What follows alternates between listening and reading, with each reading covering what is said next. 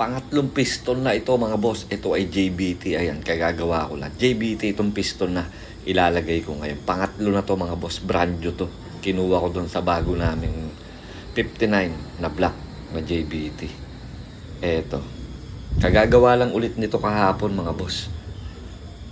Bumigay ulit yung piston. So pangatlo na to mga boss. Eto, ipakita ko sa inyo yung piston na kinabit namin kahapon. Eto yun, no? Ayan, no? Bagong bago. Wala pang isang oras sigurong tumatakbo yan. Nabasag na agad. Ito yung una mga boss. Ayan, yung ring land between compressor ring and wiper ring. Ayan, nabasag. Tapos sa ilalim may basag din yan. Doon nagsimula. Nasaan na ba? Pati mga piston ring mga boss reject.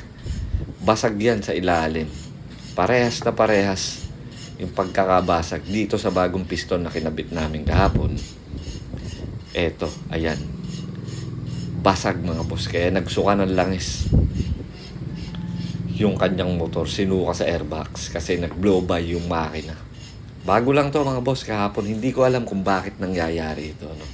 Lugi. Abono. Kahit pesa yung bumigay, kailangan kong mag-abono. Kasi nakakahiya naman sa may-ari. Siyempre. Kailangan natin tanggapin na ganun talaga ang buhay mekaniko mga boss. Hindi palaging kumikita. At eto, pakita ko ulit sa inyo. JBT piston po ito mga boss. Ikakabit natin. Siyempre bago ulit yung piston ring. Bago ulit yung piston pin. As in piston kit. Kung ibabalik natin. Papalitan natin ng bago. At eto na siya. Umaandar. Napakatahimik naman mga boss. Wala naman akong nakitang problema. Sinukat ko lang talaga yung piston.